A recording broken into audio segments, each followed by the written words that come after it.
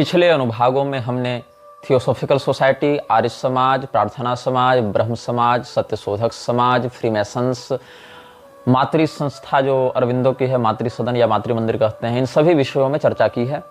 और साथ साथ हमने उनसे जुड़े हुए बहुत से ऐसे तत्वों के विषय में भी चर्चा की है, सप्रमाण जो सनातन धर्म की जो मूल परंपरा है उसके विरुद्ध जाकर स्वयं को समाज सुधारक दिखाने की छवि में ढालकर हिंदू धर्म को विकृत करने का और पारंपरिक रूप से भ्रष्ट करने का कुप्रयास करते रहे हैं। इसी श्रृंखला में एनी बेसेंट का भी हमने वर्णन किया है। एनी बेसेंट के द्वारा एक व्यक्ति को गोद लिया गया था, जिद्दू कृष्णमूर्ति। कृष्णमूर्ति के विषय में कहा जाता है कि ओशो से पिछली पीढ़ी का ओशो वही था। ये सब जो इंटेलेक्चुअल्स अपने आप को बताते हुए फिर रहे हैं, जिसमें अभी नया नया गंजेड़ी पैदा हुआ है जो विदेश से जाके खूब माल फूंकते रहता है, उसकी भाषा में कहें तो अलग अलग प्रकार के ड्रग का सेवन करते रहता है, जिसका नाम है प्रशांत। और ये प्रशांत जो है वो भगवत गीता से संबंधित बात हो, वेदांत उपनिषद इत्यादि से संबंधित बात हो, उनकी ऐसी असंप्रदायिक व्याख्या करता है, उसको ऐसे दुष्चारित्र के आवरण में लपेट कर परोसता है जिसकी भर्त्सना जितनी की जाए कम है। इससे थोड़ा सा ऊपर आप देखें, इंटरनेशनल मैनेजमेंट के दृष्टिकोण से प्रशांत जो है वो वैश्विक सत्ता को इन्फ्लुएंस नहीं कर पा रहा है। वो विदेशों में भी आना जाना है, ठीक है, लोग हैं, फॉलोअर्स हैं अपने, लेकिन उसका जो विकास है वो भारत के बाहर ज्यादा नहीं हो पा रहा है जितना कि जग्गी वासुदेव उर्फ जगदीश वासुदेव उर्फ सदगुरु उर्फ ईशा फाउंडेशन का जो संस्थापक है उसका प्रभाव बढ़ रहा है। जग्गी पर हम बाद में आएंगे।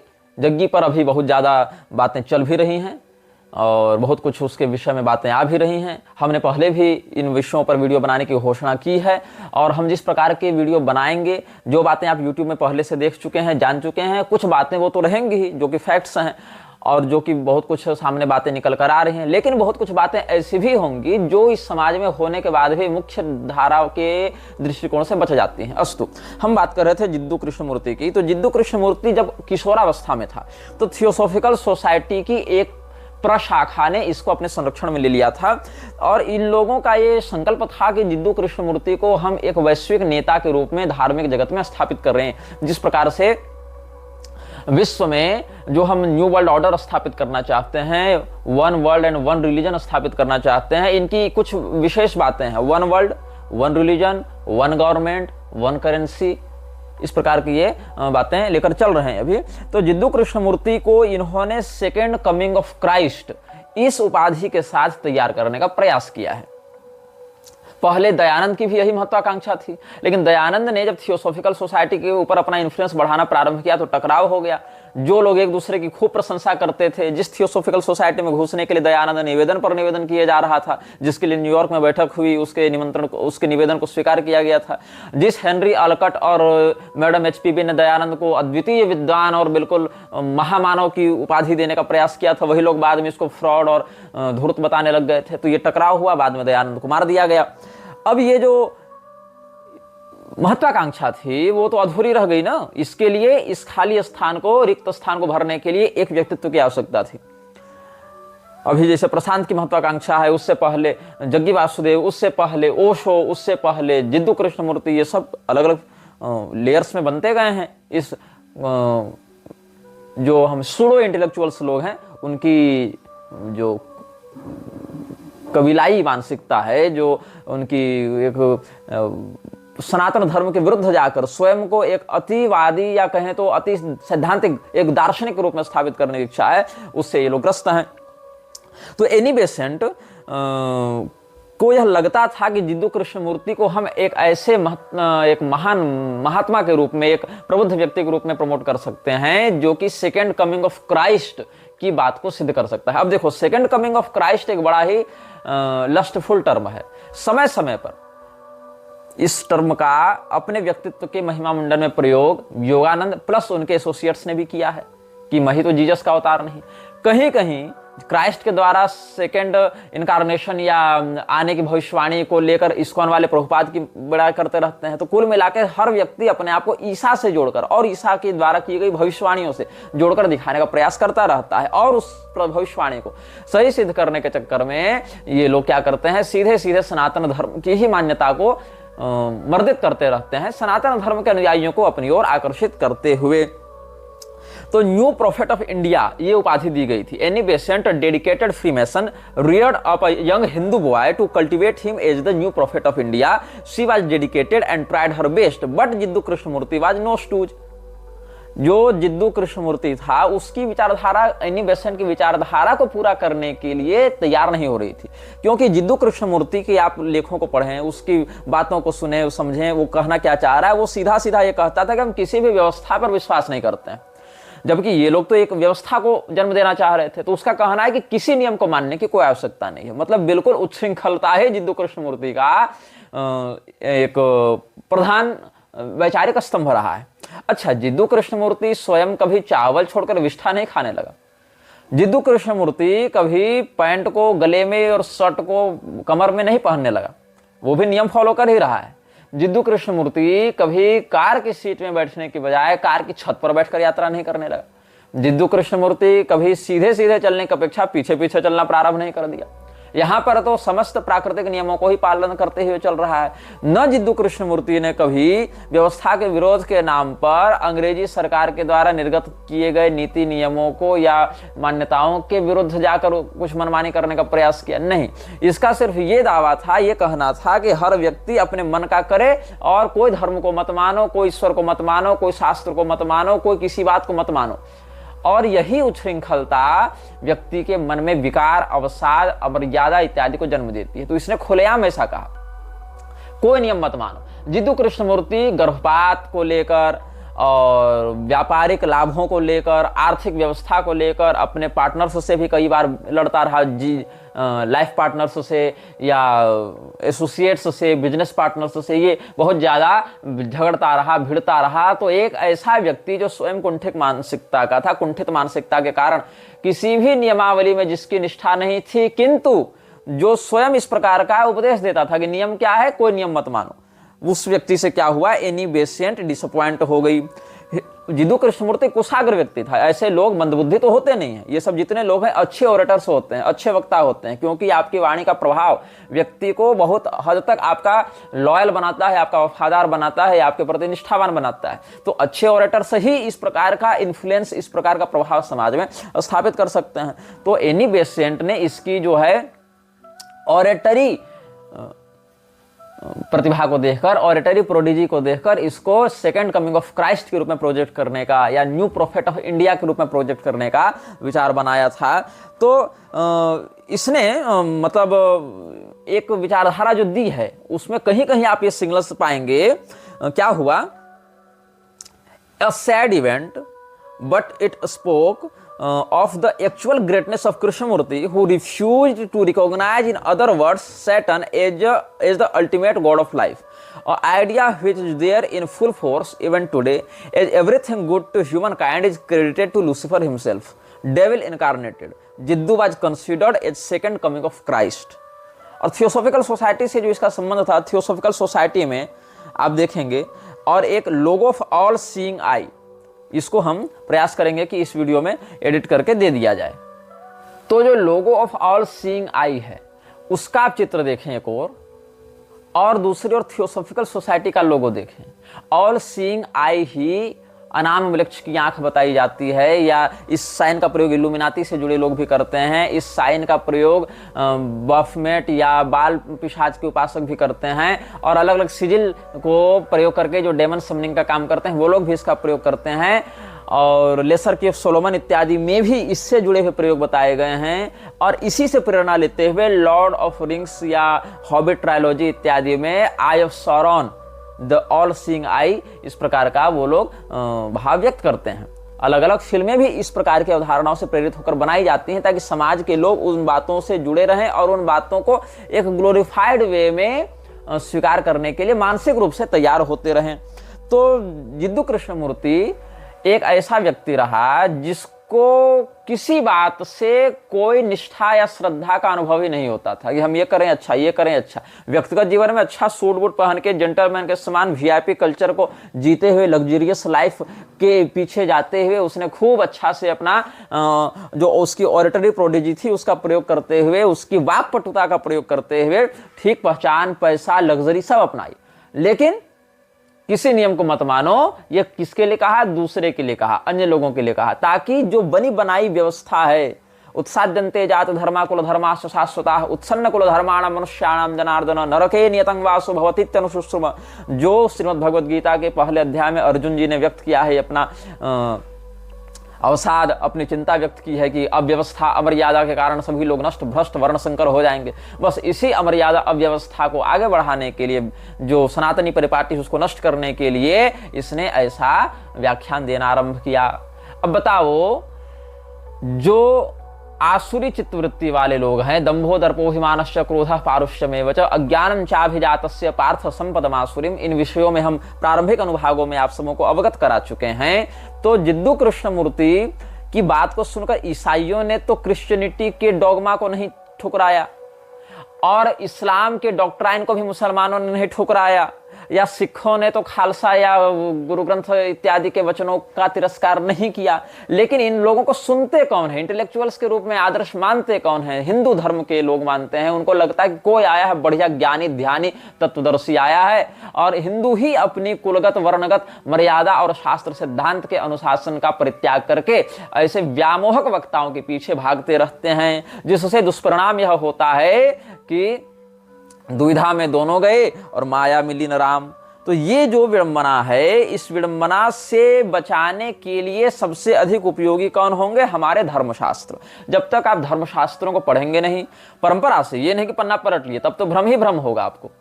अनेकानेक ऐसे विषय शास्त्र में हैं जो आपको कदम कदम पर भ्रमित करेंगे, और आप लाख दिमाग लगा लीजिए, आप अन्यतम स्थिति के भी अगर स्वतंत्र विचारक रहे होंगे, फिर भी अगर आपको शास्त्र कृपा प्राप्त नहीं रहेगी तो उन विषयों को समझ नहीं पाएंगे।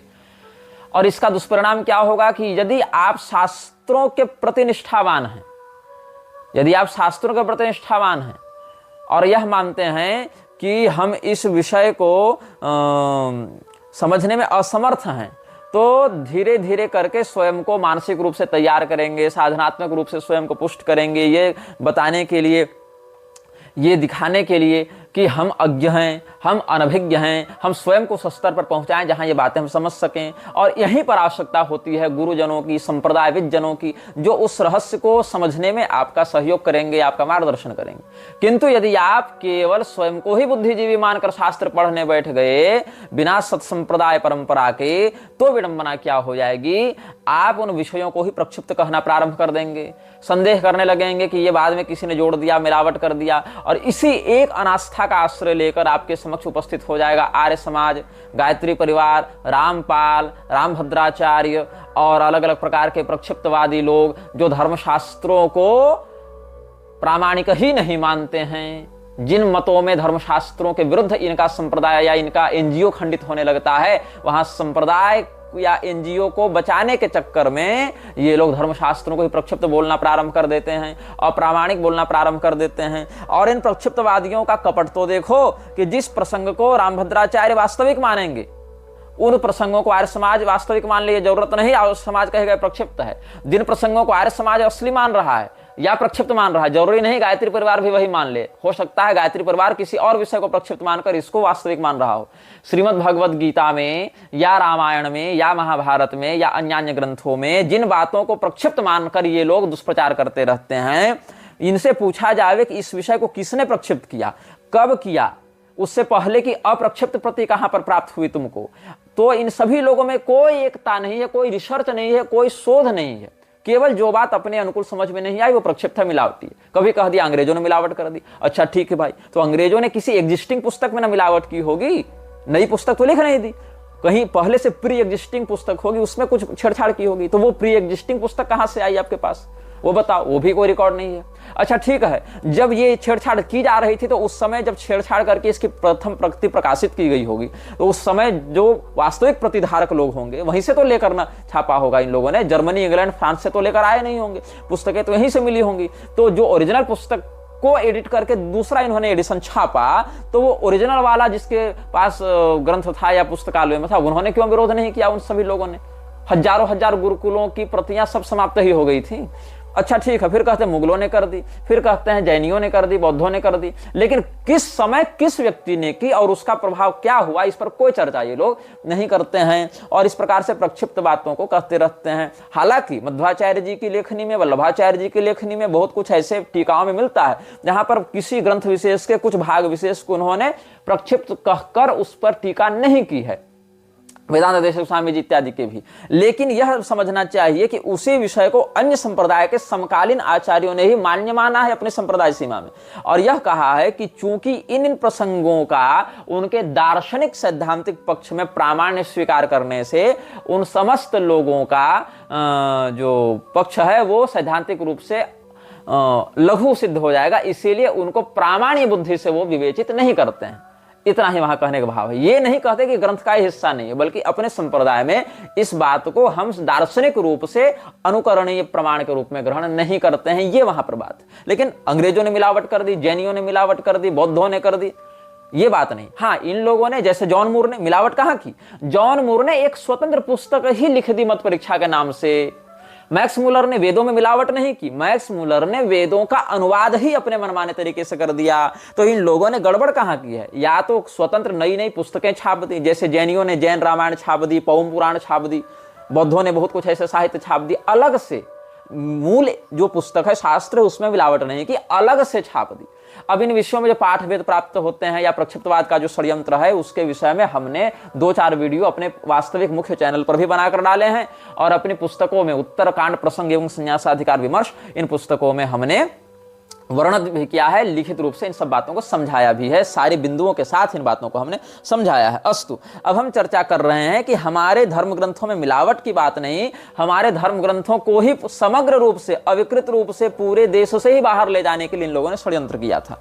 1947 ईस्वी में कथित रूप से देश आजाद हुआ, 1950 ईस्वी में कथित रूप से संविधान को लागू किया गया। उसके बाद देश में एक ऐसी स्थिति को उत्पन्न किया गया कि देश में अनाज की कमी हो जाए, आयात निर्यात के नियम ऐसे निर्धारित किए गए, कृषि उद्योग से संबंधित नियमों को ऐसे परिवर्तित किया गया, ऐसे मैनिपुलेट किया गया, ऐसे विकृत किया गया कि भारत देश की भूमि में जो उर्वरा शक्ति है वो क्षीण होने लगे।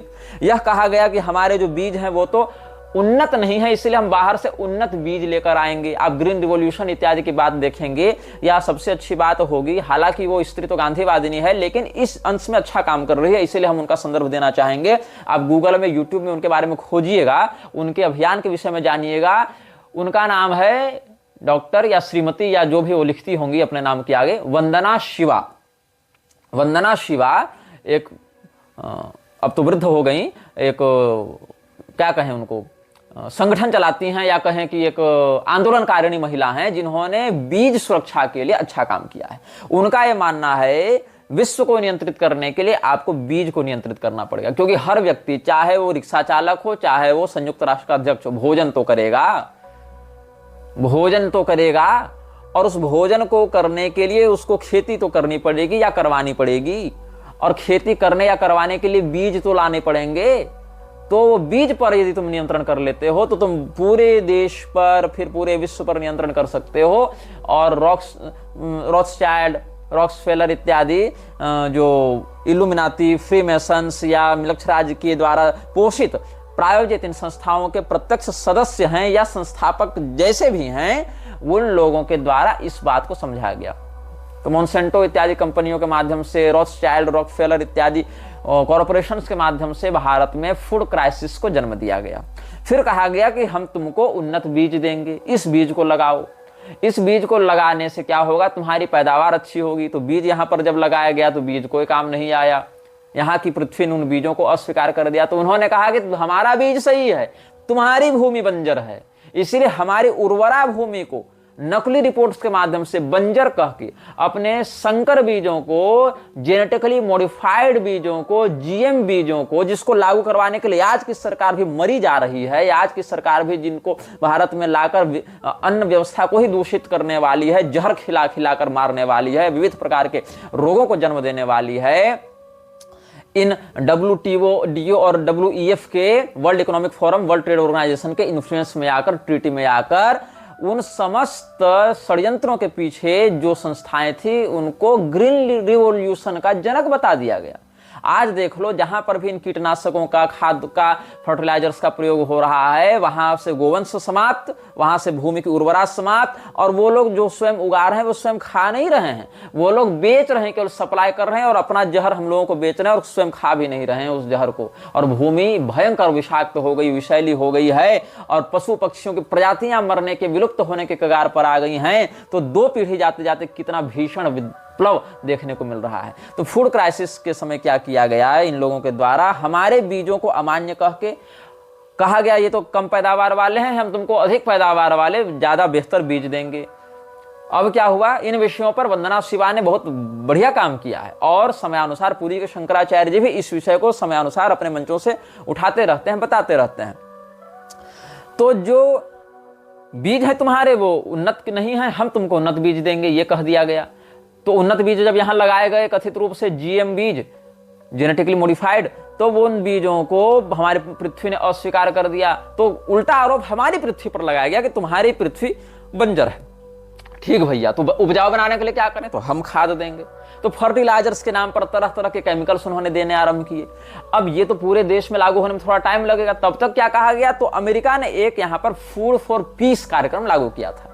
क्योंकि अमेरिका ने इस सिद्धांत को बहुत अच्छे से समझा था कि अगर हमको किसी भी जियोपॉलिटिकल वार में बहुत तेजी से आगे बढ़ना है तो हमको सीधे व्यक्ति की रसोई में घुसपैठ करना पड़ेगा। हम इकोनॉमिक वारफेयर तब लड़ सकते हैं जब व्यक्ति के मुंह से लेकर पेट के रास्ते पर हमारा कंट्रोल होगा। अब जो लोग इन मॉडिफाइड बीजों को खुलेआम ले रहे थे, इन वर्णशंकर बीजों को, संकर बीजों को ये जो भूमि में लगा रहे थे, उनके लिए फिर अलग से फर्टिलाइजर्स भी खरीद रहे थे।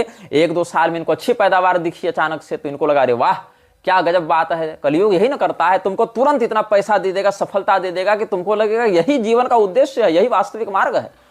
तो क्या हुआ, सरकार ने उनको सब्सिडी देना आरंभ किया। अच्छा ठीक है, हम तुमको और सब्सिडी देंगे, तुम्हारे लिए मंडियां खुलवाएंगे, तुमको एक्सपोर्ट इंपोर्ट में हम सहयोग करेंगे। और जो किसान पारंपरिक खेती में लगे हुए थे उनको पिछड़ा, अवैज्ञानिक, अनपढ़ इस प्रकार से कह के तिरस्कृत किया जाने लगा। उनकी खेती के लिए अधिक पानी चाहिए और देश में सूखा पड़ रहा है, इसलिए हम तुमको नहर का पानी नहीं प्रयोग करने देंगे, ऐसा कह के उनकी फसल को जानबूझकर मारा गया। आप उस समय के इतिहास रिकॉर्ड निकाल कर देखें, उस समय के रिसर्चर्स को पढ़ें, उस समय के पेपर कटिंग्स को निकालें, जो गैजेटियर्स छपते थे उसको आप पढ़ें, सारे प्रमाण आपको मिल जाएंगे। बहुत ये नहीं कि कोई आर्काइव से, अभिलेखागार से गुप्त आपको निकालना पड़ेगा। सामान्य आप चिंतन शोध करेंगे, ये सब बातें मिल जाएंगी कि जो सब्सिडी सरकार दे रही थी वो किनको प्राप्त हो रहे थे, जो ये सब ग्रीन रिवॉल्यूशन या उसके अभियोजकों के द्वारा बनाए गए बीज या बनाए गए फर्टिलाइजर्स को खरीद कर खेती कर रहे थे, उनको सरकार प्रोत्साहित कर रही थी, सब्सिडी दे रही थी। जो पारंपरिक किसान हैं, खेती वाले हैं, उनको कहा गया कि तुम तो अनपढ़ हो, गंवार हो, अवैज्ञानिक हो। दूरदर्शन इत्यादि पर या अलग अलग रेडियो चैनल्स पर फर्टिलाइजर और उन्नत बीज का गुणगान करने वाले कृषि कार्यक्रम चलाने जाने लगे। और उसके साथ साथ भारत को या पूरे विश्व को अमेरिका ने एक और ट्रीटी में बांधा, फूड फॉर पीस प्रोग्राम। तो फूड फॉर पीस प्रोग्राम जो है उसके आधार पर 150 देशों के कुल 3 अरब लोगों को यूएसए ने पूरे फूड फॉर पीस प्रोग्राम के आधार पर गेहूं सप्लाई किया है। अब देखो, जो इसका एक उद्देश्य था उसमें लोगों ने क्यों संधि कर ली, क्योंकि यूएस ने एक इसमें रखा था प्रस्ताव कि आप हमसे जो गेहूं खरीदेंगे उसके बदले आप अपनी लोकल करेंसी में भुगतान कर सकते हैं। तो इससे क्या हुआ, उनका जो फॉरेक्स कमीशन था वो बच गया। फॉरेक्स कमीशन बचने के साथ साथ इनकी देश की अर्थव्यवस्था पर अतिरिक्त भार नहीं पड़ेगा। आप डायरेक्ट हमसे लोकल करेंसी में डील कर सकते हैं, हम डॉलर के बदले आपकी लोकल करेंसी को एक्सेप्ट करेंगे, ऐसा प्रपोजल अमेरिका ने दिया। तो इनके लिए ईज ऑफ ट्रेड हो गया, इनके लिए इस भोजन को ग्रहण करना और अपने लोकल करेंसी में, जैसे आप लोकल बाजार में खरीदते हैं वैसे एक्सपोर्ट इंपोर्ट को अमेरिका ने सरल बना दिया। तो इसको इस समय एक और बात आई थी, United states agency for international development, जिसको यूएसएआईडी कहते हैं। तो यूएसएआईडी पर भी हम बाद में चर्चा करेंगे। तब तक आप लोग अभी मोदी जी और ट्रंप जी और ढाका जी और दिल्ली जी और वाशिंगटन जी के जितने भी ये सब प्रपंच अभी मीडिया में चल रहे हैं उसका आनंद लें। हम यूएसएआईडी पर भी बात करेंगे, हम यूएसएआईडी से जुड़े हुए फंडिंग्स, उसके काम, उसके प्रायोजक, उसके ट्रस्टी, ये सब पर भी बात करेंगे, लेकिन समय अनुसार करेंगे। हम आपको पहले, क्योंकि ये सब बातें अभी अन्य प्लेटफॉर्म्स पर चल रही हैं, पहले आप वहां से बातें सीखिए, सुनिए, समीक्षा कीजिए, फिर हमको तो बोलना ही इन विषयों पर। तो ये क्या हुआ, ह्यूमैनिटेरियन असिस्टेंस हम दे रहे हैं, मानवीय सहयोग प्रदान कर रहे हैं, इस छद्म नारे के साथ अमेरिका ने भारत में फूड फॉर पीस प्रोग्राम के तहत घुसपैठ की और 1950 ईस्वी के लगभग इसको प्रारंभ किया गया था। भारत में भी ये 5-6 साल में आ गया था और इससे खाद्यान्न थोड़े सस्ते रूप में इनको प्राप्त होने लगे। लगभग 78% तक का लाभ खरीदने वाले देशों को होने लगा, ऐसा कहा गया। लेकिन जो PL 480 के रूप में इसको रिब्रांड किया गया था, इसको पब्लिक लॉ 480 कहा जाता है, ये 1961 से लेकर 1969 तक चलने वाला PL 480 और USAID का जो सेक्टर रहा। ऐसे USAID अभी भी चल रही है बहुत जगहों पर, बहुत जगह बंद कर दिया गया अभी ट्रंप की नई सरकार आने के बाद से। लेकिन विशेष करके 70 का जो दशक था, जो 70 का दशक था, उसमें इसको बेटर देन अ बॉम्बर ये कहा गया कि अमेरिका जिन देशों में बम बरसाकर कब्जा कर सकता था, बम बरसाने की अपेक्षा, युद्ध लड़ने की अपेक्षा भोजन देने से वो देश अमेरिका के अधिक वफादार हुए और आंतरिक रूप से और अधिक कमजोर हुए। So the USAID and PL 480 program of United States of America was proved as better than a bomber scheme. अब भारत सरकार के परिप्रेक्ष्य में इस बात को देखें तो भारत सरकार ने PL 480 के तहत गेहूं खरीदना आरंभ किया और FAA कहते थे उसको, फॉरेन असिस्टेंस एक्ट, ये सब भी बनाए गए थे उस समय, फूड फॉर पीस एक्ट, ये सब बनाए गए थे। तो भारत ने खरीदना प्रारंभ किया गेहूं। किससे प्रारंभ किया गेहूं खरीदना? अमेरिका से। तो 1964 ईस्वी में विशेष करके भारत जो फूड का ये जो संगठन बना, ट्रीटी बनी PL 480 के आधार पर, उसका सदस्य बना और उस समय लाल बहादुर शास्त्री की सरकार भी इस प्रकार के गतिविधियों में घुसी हुई थी। लेकिन लाल बहादुर शास्त्री ने एक बात और कही कि हम तात्कालिक परिस्थिति के कारण गेहूं खरीदने को विवश हैं, हमारी ये इच्छा नहीं, क्योंकि लाल बहादुर शास्त्री एक किसान परिवार से थे, उनको पता था कि अन्न का क्या महत्व है और वो विदेशी षड्यंत्रों के प्रति भारत की सुरक्षा को लेकर सदैव प्रत्यक्ष रूप से चिंतित भी रहते थे और जीवन को एक सादगी के साथ जीने के लिए प्रसिद्ध भी रहे। लेकिन लाल बहादुर शास्त्री कुटिल व्यक्तित्व के स्वामी नहीं बन पा रहे थे, जो कि राजनीति में सफल होने के लिए आवश्यक है। इसीलिए अपने कम समय की सरकार में ही उनको युद्ध भी लड़ना पड़ गया। उनको भारत की जनता से अंततः यह अपील करनी पड़ी कि हम चूंकि गेहूं इत्यादि के खरीद में या ये सब में समर्थ नहीं है, उस प्रकार से हमारे ऊपर बोझ बन रहा है ये सब अभियान, इसीलिए हम देश से अपील करते हैं कि अपनी भोजन की जरूरतों को कम करें और सप्ताह में कम से कम एक समय का उपवास करें, तो कम से कम उस उपवास से ही लेकिन हमारे अन्न की खपत कुछ कम हो। तो ये सब जब वो करने लगे जनता से अपील, और जनता उनकी बात को मानने भी लगी बहुत हद तक, क्योंकि एक लोकप्रियता थी उनके व्यक्तित्व में, एक सरलता थी उनके व्यक्तित्व में जो कि समाज को दिखता था। तो लाल बहादुर शास्त्री को ताशकंद षड्यंत्र के माध्यम से मरवा दिया गया, उनको किनारे हटवा दिया गया, ताकि इस प्रकार के जो लोग हमारे इन अभियानों में टांग अड़ा रहे हैं उन सबको समाप्त कर दिया जावे, हमारा अभियान आगे बढ़ता जावे। तो 480 जो PL 480 पब्लिक लॉ 480 था, उसमें जो ये अमेरिका का रिमार्क सब क्या था, India was fit enough only for pigs, मतलब इतना अधिक तिरस्कार किया है अमेरिका ने भारत का। उस समय कहा कि अमेरिका तो केवल सुअरों के रहने लायक देश बच गया, वहां मनुष्य रह नहीं सकता, fit enough only for pigs. और भारत ने जब बहुत बार डिमांड की कि हमको गेहूं के साथ चावल भी दो, चावल भी दो, केवल गेहूं से काम नहीं चलेगा, तो क्या हुआ, despite repeated pleas the US gave only a small quantity of rice to India. गेहूं केवल दिया लेकिन चावल नहीं दिया, चावल बहुत कम दिया। तो इससे पहले थोड़ा सा और आते हैं, 1960 के आसपास आते हैं, 1956 के आसपास आते हैं। ये सब तो 64, 65, 66 ये सब की बातें हो गई। हम पढ़ते क्या हैं यहाँ पर कि जो उस समय खाद्य प्रसंस्करण मंत्री था, कृषि मंत्री था, जिसका नाम था SK पाटिल, भारत का, उसने अमेरिका के प्रेसिडेंट आइजनहावर के साथ एक समझौता किया था, डी आइजनहावर के साथ एक समझौता किया था, और 1956 में जो पैक्ट बनाया गया था उसको फिर से अमेंड करते हुए 1960 में फूड एग्रीमेंट साइन किया था एस के पाटिल और डी आइजनहावर ने भारत और अमेरिका के खाद्य समझौते को लेकर, और 1956 में जो रकम या जो मानक तय किए गए थे उससे 4 गुना बढ़ाते हुए ये सब तय किया गया। अब अमेरिका को क्या देगा भारत इसके बदले? अमेरिका तो आपको दे रहा है अनाज, गेहूं विशेष करके। अब अमेरिका फ्री में तो देगा नहीं, स्पष्ट बात है कि अमेरिका को चाहिए उसके बदले पैसा। भारतीय मुद्रा अमेरिका के किसी काम की थी नहीं कि वो भारतीय मुद्रा ले लिया, रुपया ले लिया, रुपया को कहां खर्च करे वो? ऐसा तो है नहीं कि जाके नोट उड़ाएगा। तो अमेरिका उस पैसे का क्या करे? तो अमेरिका ने कहा कि हमें भारत से पैसा नहीं चाहिए। बोले तो क्या फ्री में दोगे? बोले नहीं, हमें ऐसी चीजें दो जो तुम्हारे जरूरत की नहीं हो। और हमारे बड़े लाडले प्यारे कांग्रेसी नेताओं ने जो उस समय सत्ता में थे, उन लोगों ने क्या करना आरंभ किया? भारत की प्राचीन मूर्तियों को अमेरिका भेजना प्रारंभ किया। कहा कि इन मूर्तियों की हमें कोई आवश्यकता नहीं, हम तो एक सर्वधर्म संभाव वाले हैं और जिसको पूजा जहां करनी है अपने घर में कर ही रहा है, हम लोग को कोई मतलब नहीं है। ऐसे भी सपेरों का देश तो मानते ही थे ये लोग। वो कह रहा है कि सुअर यहां रहते हैं, ये कहता है सपेरों का देश है। तो सनातन धर्म के प्रति इनकी निष्ठा कितनी नहीं मतलब विकृत हो चुकी थी, और सनातन धर्म को मटियामेट करने के लिए लोग क्या करना चाहते थे, इसको तुम समझ सकते हो। तो भारत से प्राचीन मूर्तियों को भेजा जाने लगा। आज भी भारत में कॉरिडोर बनाने के नाम पर जो मंदिर टूट रहे हैं, उनकी प्राचीन मूर्तियों का क्या करती है सरकार, इसका कोई हिसाब किताब नहीं होता। कितनी मूर्तियां चोरी हो रही हैं, कितनी बाहर जा रही हैं, इसका हिसाब लेने वाला कोई नहीं है। और हिंदू धर्म के लोग तो हर हर महादेव के बदले हर हर मोदी का नारा लगाकर खुश हो रहे हैं। इनसे क्या उम्मीद की जा सकती है? इनसे क्या आशा की जा सकती है?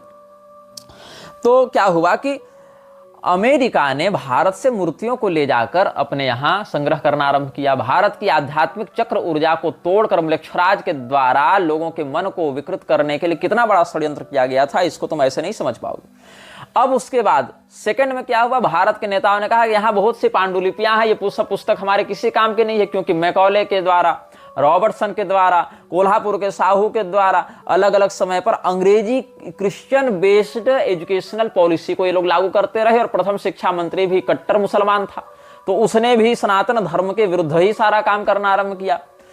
और समस्त प्राचीन धर्म ग्रंथों की पांडुलिपियों को कहीं स्वेच्छा से कहीं अनिच्छा से ये लोग ले आते अपने पास कब्जा करके, और बड़े बड़े मठों को, बड़े बड़े पुस्तकालयों को अलग अलग एक्ट्स बनाकर सरकारी अधिग्रहण में लेकर यहां से भर भर बक्से मूर्ति और प्राचीन पांडुलिपियों ग्रंथों को ये लोग भेजने लगे विदेश। अब ये सब बातें जब हो रही थी तो किसी को मतलब नहीं था सामाजिक रूप से कि हम इन बातों का विरोध करें, क्योंकि कुछ न सही उनको भोजन तो मिल ही रहा था। आज भी 80 करोड़ लोगों को फ्री में राशन सरकार क्यों दे रही है? इसके पीछे क्या षड्यंत्र है? किसी भी देश को गुलाम बनाना हो, उसकी एक हाथ में रोटी फ्री में दो और आंखों के सामने इंटरटेनमेंट फ्री में दो, वो व्यक्ति कभी तुम्हारे विरुद्ध आवाज नहीं उठाएगा। फ्री में इंटरनेट, फ्री में अलग अलग फिल्म, अलग अलग OTT प्लेटफॉर्म्स, अलग अलग बिग बॉस, IPL, ये सब बार बार चैंपियंस ट्रॉफी, ICC, ये सब बार बार लाते रहो, जनता वहां लोभी बनी रहेगी। और साथ साथ अलग अलग सब्सिडीज, अलग अलग छूट, अलग अलग फ्री में राशन, ये सब देकर लोगों को प्रमादी बना दो, अकर्मठ बना दो। कभी उस समाज में ये सामर्थ्य नहीं होगा कि वो अपने टायरेंट्स के रूल के विरुद्ध जाकर, अपने ऊपर अत्याचार करने वाले के विरुद्ध जाकर आवाज उठा सकें। तो PL 480 के तहत भारत को गेहूं देकर उसके बदले, मतलब गेहूं के दानों के बदले जो कि तुम स्वयं यहां उगा सकते थे, कंजर्वेटिव खेती करके, विशेष पद्धतियों का प्रयोग करके यहां भी कर सकते थे, लेकिन नहीं। या फिर यह कह सकते थे कि हम रुपया के बदले ही गेहूं खरीदेंगे, हम अपनी अमूल्य धरोहर नहीं देंगे तुमको। लेकिन ये सब तो इन लोगों के लिए कबाड़ा था। ये सब दिव्य दिव्य मूर्तियां, ये सब यहाँ के दुर्लभ दुर्लभ पांडुलिपि वाले ग्रंथ। अब बताऊं मैं आपको, ये सब जो PL 480 वाले विषय हैं, इन सभी विषयों में हालांकि मेरी 100% सहमति नहीं है जिन लोगों का मैं नाम लेने जा रहा हूं, लेकिन इन लोगों ने भी बहुत अच्छा रिसर्च करके एक्सपोज किया है इन बातों को। जिसमें एक नाम है अनन्या वाजपेयी, जो वहां पर यूनिवर्सिटीज में गई, वहां पर तहखानों में गई, वहां पर आर्काइव्स में देखी कि यहाँ पर PL 480 का चिन्ह लगा हुआ है, भारत से प्राप्त ये सब टैग क्या है। तब बताया गया कि ये किस समझौते के तहत आए हैं। तो जहां पर PL 480 की बात है, राजीव मल्होत्रा का भी इसमें अच्छा नाम है। अभी क्या हुआ, वर्जीनिया विश्वविद्यालय में तंत्रागमों की एक सूची पड़ी हुई है, 1992 में प्रकाशित हुई थी हालांकि वो सूची। तो वर्जीनिया विश्वविद्यालय में, वर्जीनिया यूनिवर्सिटी में बहुत से प्राचीन तंत्र मंत्र हैं, वहां पर बहुत से पांडुलिपियां शास्त्र हैं। उसमें कुछ तंत्र तो भारत में भी हैं, कुछ अभी नहीं है। तो जिसमें डामर तंत्र, उड्डीस तंत्र, स्वच्छंद तंत्र, यामल तंत्र, ये सब का उसमें नाम है। और उसके बाद वहां निग्रह तंत्र, मेरु तंत्र के बाद वाली सूची में देखेंगे निग्रह तंत्र का भी नाम है। हमारे संप्रदाय के, हमारे अलग अलग धर्मशास्त्रों को यहां से उठाकर वो लोग ले गए अमेरिका। एस.के. बनर्जी इत्यादि ने निग्रह तंत्र ये सब का वर्णन किया है उसमें। और वो सब बक्से वहां पर पड़े हुए हैं, मूर्तियां पड़ी हुई हैं, पांडुलिपियां पड़ी हुई हैं। कुछ लोग पढ़ते हैं, कुछ लोग नहीं पढ़ते हैं, कुछ रिप्रिंट किए जाते हैं यूनिवर्सिटीज के द्वारा। लेकिन कुल बात यह है कि हमारे यहाँ से वो सब उठाकर चोरी करके ले जाए गए। तो PL 480 के तहत गेहूं बेचो और गेहूं के बदले भारत के दुर्लभ दुर्लभ प्राचीन धर्मशास्त्र, प्राचीन पुस्तकें, प्राचीन मूर्तियां, ये सब यहाँ से चुरा चुरा कर ये ले जाने लगे। तो PL 480 के विषय में क्या कहा जा रहा है, it is here that PL 480 came in handy. I grew up listening to stories by my parents and grandparents about the PL 480 ships carrying rice from the United States. The passage of these ships was headline news on the airwaves because their arrival would coincide with millions of people being able to eat. Magically, when the PL 480 ships docked, the market prices for rice and wheat would ease and the ration shops would open. PL 480 made the difference between the food riots and dinner to everyone. But what was the connection to the books? यहाँ पर Maddie blog spot में इस बात को मैं जब शोध कर रहा था तो ये मुझे मिला था टर्म, जो इसने अपना अनुभव बताया है कि इसके बचपन में इसके माता पिता ये सब बताते थे। लेकिन पुस्तकों से इसका क्या संबंध था? पुस्तकों का अमेरिका क्या करेगी? अमेरिका के अर्थव्यवस्था में उन पुस्तकों का क्या योगदान होने जा रहा था? तो क्या हुआ इसमें, 1961 से लेकर 1969 तक प्लस उसके कुछ समय बाद तक बहुत अधिक मात्रा में हजारों हजार धर्म ग्रंथ, हजारों हजार मूर्तियां ये सब चली गई वहां पर। और 71 में ये जो एक्ट था, ये जो समझौता हुआ था, इसमें कुछ कमी की गई क्योंकि ग्रीन रिवॉल्यूशन वाला टाइम भी आ रहा था। तब तक इन्होंने भारत की जमीन को बंजर करने के लिए, भारत में फर्टिलाइजर्स लाने के लिए, यहाँ की जो देसी बीज व्यवस्था, जो अमृत होता था हमारा अन्न, उसको नष्ट करने के लिए लोग पर्याप्त षड्यंत्र कर चुके थे। और PL 480 वाले एक्ट को लागू करने के लिए कुतुब मीनार के सामने अमेरिकियों के द्वारा USAID के नाम पर रजिस्टर्ड एक बिल्डिंग थी, जो बाद में फिर जहां होटल कुतुब, लग्जरी होटल है ना, वो वाली बिल्डिंग पहले USAID प्रोग्राम के लिए भी चलाई जाती थी। कुतुब मीनार के सामने जो होटल कुतुब है, वो वाली बिल्डिंग पहले USAID के PL 480 प्रोग्राम्स के लिए ही चलाई जाती थी। तो जो निक्सन के समय या जॉनसन के समय भारत का जो परमाणु ये सब कार्य चल रहा था, उसमें भी इन लोगों ने बहुत सारे सैंक्शन लगाने का प्रयोग किया था। तो भारत शैक्षणिक रूप से भी और सामरिक रूप से भी एक महाशक्ति न बन पाई। इसके लिए धर्म ग्रंथों को, प्राचीन सांस्कृतिक धर्मशास्त्रों को, हमारी विरासतों को हमसे दूर कर दिया गया। प्लस आधुनिक विज्ञान का आश्रय लेकर भी कुछ न कर पाए। इसके लिए भोजन पर आश्रित बनाया गया, भोजन पर शिकंजा किया गया, जमीन पर शिकंजा किया गया, हमारी व्यापार नीति, हमारी युद्ध नीति, इन सबों पर नियंत्रण करने का प्रयास किया गया। और यहाँ के नेताओं ने देर सवेर इन सब बातों को प्रमोट भी किया, इन बातों को समर्थन भी दिया। हालांकि कुछ महत्वाकांक्षी नेताओं ने कई बार दबे चुपे या एक दो मुद्दों में निक्सन का विरोध या जॉनसन का विरोध ये सब किया है। अटल बिहारी के टाइम या इंदिरा गांधी के टाइम एक दो ऐसे इंसिडेंट्स हुए जब अमेरिकी राष्ट्रपतियों को इन लोगों ने कहा कि नहीं नहीं, हम तुम्हारी बात नहीं मानेंगे। लेकिन उसका कोई विशेष व्यापक प्रभाव भारत के ओवरऑल म्लेच्छराज पोषित लोकतांत्रिक सरकार के सुधार में या भारत के सर्वांगीण मूल भारतीय चेतना के साथ विकास में कोई लाभ इन सब घटनाओं का नहीं हुआ। ये सब कोई काम के नहीं आए। इन सभी बातों के लिए आपको अनन्या वाजपेयी और राजीव मल्होत्रा के अनुभवों को, उनके अकाउंट्स को पढ़ना चाहिए, सुनना चाहिए, समझना चाहिए। तो PL 480 के माध्यम से भारत से इस प्रकार का सीधे सीधे ड्रेन किया गया इन सभी इंटेलेक्चुअल्स प्रॉपर्टीज को, जो हमारी इंटेलेक्चुअल प्रॉपर्टीज हैं उनको। तो जितने भी ये लोग भारत के विरुद्ध कार्य कर रहे हैं, भारत को नष्ट करने का प्रयास कर रहे हैं, भारत को गुलाम बनाने का प्रयास कर रहे हैं, उन लोगों ने प्रयास क्या कर रहे हैं, वो तो कब्जे में है ही, लेकिन लोगों के मन में ये चेतना जागृत ना हो, ये दबी रहे, इसका प्रयास कम से कम कर रहे हैं वो लोग जो हमारे पास मान्य धर्मशास्त्र अभी उपलब्ध हैं। उन सभी धर्मशास्त्रों में कभी जोड़ तोड़, कभी प्रक्षिप्तवाद, कभी इसका ये अर्थ नहीं, कभी वो अर्थ नहीं कह के नेताओं के माध्यम से जिनको स्पॉन्सरशिप मिली है, ऐसे संप्रदाय परंपरा से अनभिज्ञ जनों को नेताओं का प्रश्रय देकर प्रमोट करते हुए ये लोग काम कर रहे हैं और धर्म गुरुओं के प्रति घुसपैठ का प्रयोग करके कभी हिजड़ों को महामंडलेश्वर बना दो, तो कभी मुसलमानों को घर वापसी करा के ब्राह्मण बना दो, और कभी हमारे मान्य धर्म शास्त्र को प्रक्षिप्त कह दो, मिलावटी कह दो, कभी कर्मणा ब्राह्मण बनाकर वास्तविक ब्राह्मण परंपरा वालों को गाली दे दो। ये सब बातें करवाकर सनातन धर्म को चौतरफा आक्रमण करवा के ये लोग नष्ट करने का प्रयास कर रहे हैं, ताकि हमारे मान्य धर्म शास्त्रों के प्रति हमारी अश्रद्धा हो जाए, हम उनको प्रक्षिप्त संदेह की दृष्टि से देखने लग जावे। दूसरी बात, अगर हमको धर्म का ज्ञान प्राप्त करने की इच्छा हो तो नेताओं के द्वारा पोषित चापलूसों को धर्मगुरु बनाकर प्रोजेक्ट कर दिया जाए। अगर वहां से भी हमको थोड़ा सा ये गड़बड़ हो जावे तो घर वापसी के नाम पर मुसलमानों को ब्राह्मण और धर्मगुरु बनाकर अलग अलग अखाड़ा के महामंडलेश्वर बनाकर पैदा करवा दो, और जो धर्म ग्रंथ अपने पास हैं उनको भी अलग अलग एक्ट बनाकर, अलग अलग कानून बनाकर, अलग अलग एंडोनमेंट्स बनाकर विदेश ले जाओ या सरकारी अधिग्रहण में डाल दो। और फिर कुछ न हो तो हिंदुओं का बड़ा नेता बनकर मोहन भागवत जैसे लोगों को खड़ा करवा कर कह दो कि समय आ गया है कि धर्मशास्त्रों को बदल दिया जाए, समय के साथ परिवर्तन जरूरी होता है, आवश्यक होता है। तो आप समझिए कि कितना बड़ा षड्यंत्र भारत के साथ करके हमारे ज्ञान विज्ञान की परंपरा को, अच्छा भारत के ब्राह्मणों को गाली देने के लिए लोग तैयार हो जाते हैं, लेकिन जब विदेश में जाकर कहते हैं भारतीयों ने ये किया, भारत का ज्ञान विज्ञान ऐसा था, तो ये नहीं बताते कह रहे वो ज्ञान ज्ञान देने वाले थे कौन, वो भी तो ब्राह्मण ही थे।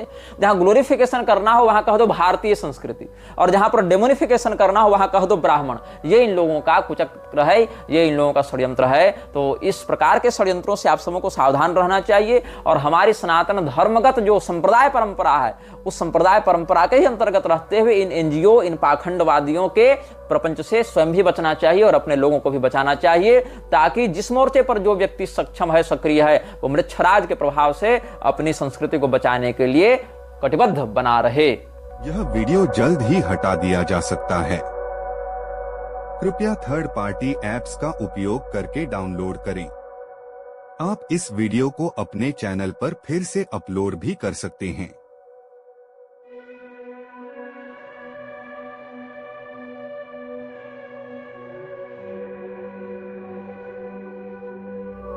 This video may get deleted soon. Please download using third-party apps. You may also re-upload this video on your channels. Thank you.